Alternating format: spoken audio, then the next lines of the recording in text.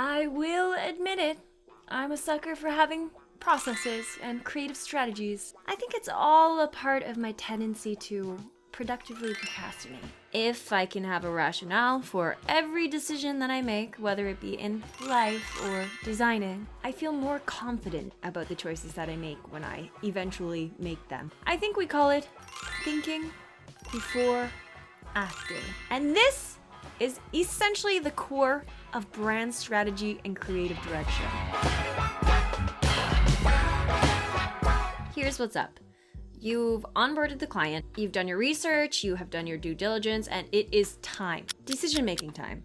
Those bricks are not going to lay themselves, and you want your client to feel more confident about their choice to work with you. You want to make sure that you hear each other and show them that you are not only capable of making their ideas come to life in the way that they want, but you also understand what they want and what they don't know they need. The key word for this phase: alignment. Making sure you're on the same page. So we're going to be going over exactly what a brand strategy entails, the things that your clients want and need to see, why you need to include a brand strategy and creative direction in your process, and how to present this information to your client. So this is not just for brand designers. You can replicate and use this process to guide other marketing strategies and creative initiatives. The vital thing here is that we have rationales. So what is a brand strategy? This is a brand's long-term plan. So at this stage, you'll have done your research and you have figured out an idea of what the problem and a possible solution is. The client has signed off on it. You can check out my video here on how to best conduct and present this information. And now it's time to present a strategy. Brand strategy is a roadmap of how we're going to get to our proposed solution. It outlines the brand's current position as well as where it wants to be, including things like your brand's purpose, target audience, brand positioning. It's the part that comes directly before the creative direction, and it serves as the backbone or rationale behind future design decisions. So if brand strategy is rationale, then what's creative direction? Creative is the face of the brand. What does rationale lead to? Decisions. Choices. Now with Okanagan Beauty, we have well established that they're a fun and creative brand who want to cater to everyday people with creative interests. This is our brand strategy. So creative direction means that we create content according to those parameters. On their socials, they share photos from everyday lash and makeup users. They share their customers on their stories. They are people-centered. They have bright colors. They're fun, they're warm. They're always images of people who are smiling and having fun. This is their creative direction. If we didn't have a creative direction, then the pictures that they'd post would be things like high-end fashion models on the runway wearing their lashes, or people doing the blue steel with Gucci and Prada. Very not on brand, or the tone, or the vibe at all. Not meeting the vibe check. So creative strategy is anything that leads to physical output. The things that consumers see. Marketing campaign posters, advertisements, digitals, print, branding. This is the ultimate conclusion of all of the different research we've conducted and variables. Let's talk about campaigns. So as I mentioned in the design research phase, without good research, a design falls flat. Similarly, without brand strategy or creative direction, the business will seem like they haven't the slightest clue what the they're doing. I read this article from Branding Strategy Insider that states, campaigns are the episodes. They are how the creative strategy gets expressed across a range of channels over time, from advertising to content marketing to social media to direct marketing and so on.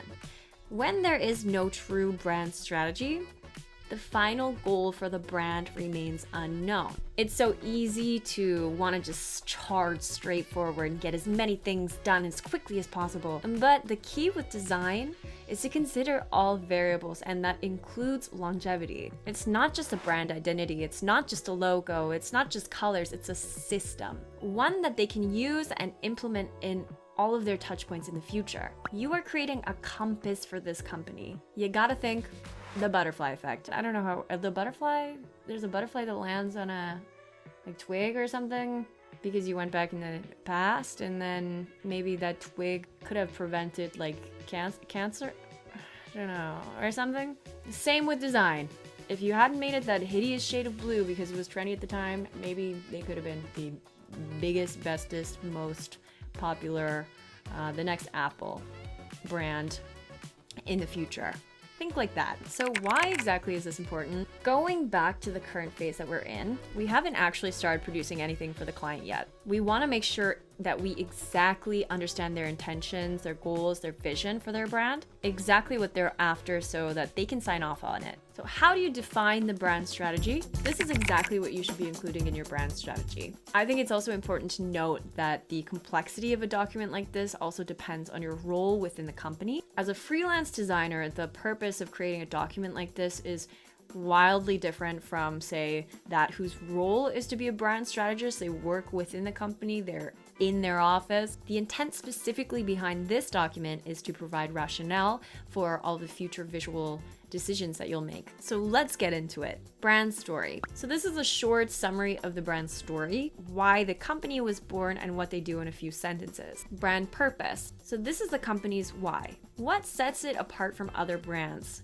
What are they aiming to do differently? How are they unique and how do they add value to society as a whole? Brand words, a few words, adjectives that describe the character and personality of the company. Values, so the beliefs that the company stands for. Tone of voice. So this is the brand's personality, their word choice and how they choose to represent themselves to the public. Are they serious? Are they fun? Are they intellectual? Are they seductive?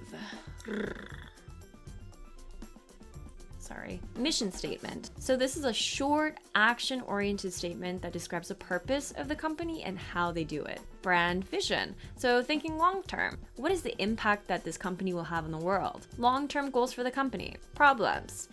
Define some areas of improvement and exactly how they can improve these problem points. And competitor analysis. Identify the strengths and weaknesses of 3 top competitors and find out where you fit the market and what gap you fill. How should you collect this information? This is where everything we've collected will come in handy. Client questionnaires, client calls, the research that you've conducted so far will all help to find out what this information is. If necessary, you can also hold a strategy session with your client to fill in the remaining gaps. I have a template with real copy filled in for sale on my website that you can check out. How to define the creative direction. So let's talk about exactly what should be shown in your creative direction. This is the second part of the same document that has both.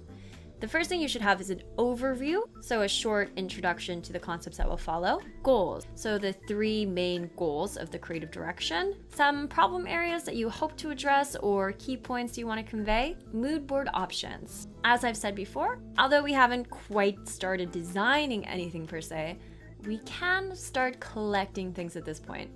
So because you've done your research, you've done your due diligence, you've got everything kind of sorted out in terms of what you think they want, you've got a proposed solution, you now are able to start visually communicating and identifying what their brand might look like. And this process includes making mood boards. So depending on who you are as a designer, how much time you want to spend, or whether you're just like not really sure about exactly what the client wants, you can make 1 to 3 different mood boards to present to the client. I choose to make 3 because I like to have clarity on things and I want to make sure that the client is as happy with anything that I present them as possible. With the mood board, and I collect all of my images from Pinterest or Behance, you should be thinking about the company as a whole, who they are, and each aspect of their visual identity and begin to collect and make a mood board from there. You should have an image that represents typography choices, logo choices, packaging design, whether or not they're choosing to have packaging design made from you, images of what kind of mood or vibe you want the company to feel like, as well as a color palette, a loosely defined color palette. You should have a page for references. Make sure to include a space for any area that you really are passionate about and are able to kind of write and expand about it more in detail here. How to collect this information, as well as the information mentioned above, research, questionnaires, strategy, etc. Make sure a lot of your own personal style, color, choice, preferences, etc. are included. They chose you because they specifically like what you do, and let that be reflected in your creative choices. Sending this to a client. So there's a few ways that you can present all of this information to your client. This kind of thing largely depends on who your client is and the way that they prefer to collect information. So make sure you clarify with them how they'd like materials presented to them. Send a document and a recording of yourself explaining your thought process. You can send the PDF and include a voice memo for them to listen to. And the preferred choice, which I think is a very important part of the puzzle, to schedule a call and hear their thoughts personally. You get instant feedback right away. It opens up the room for a conversation, address any concerns that they might have, express any rationales. I think this is probably always the best way to go. But since I am based in Korea, sometimes it's a little bit difficult. So if the client doesn't mind, I will send a recording or a voice memo. But again, this is definitely a conversation that you should be having with your client. Overall thoughts. When you are presenting information, if you are struggling with which sorts of details to add and looking through endless presentation template after presentation template to get any sort of reference and see how you can better improve yours, and thinking to yourself, oh, my process looks different from everybody else's, and how do I best present an idea, and etc, etc, etc. One thing I always think about is how the ability to tell a story is so important in selling an idea. What sells you personally? If we lead with brand strategy and then creative, this is crafting a journey for the clients. If you start with, this is what you value, this is who you're selling to, this is what other people are doing, this is what you're doing, this is what makes you different from those people, because you're strong, because you're chic, and because a case study said this, I chose this font. That is a lot more powerful than, yeah, I don't know, Poppins is like a pretty fire font right now.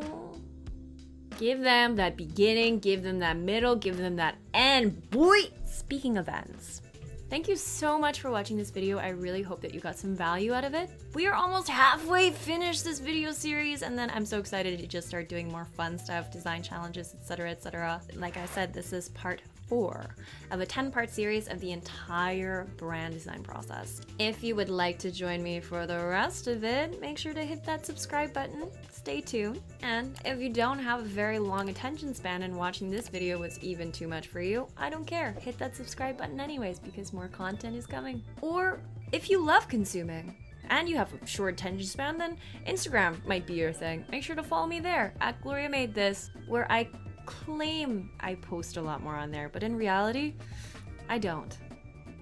I'm sorry. I'm sorry. Because time slowly slipping away like grains of sand, trying to catch them, but alas, oh, there it goes. Until next time, bye! Happy designing, bye-bye!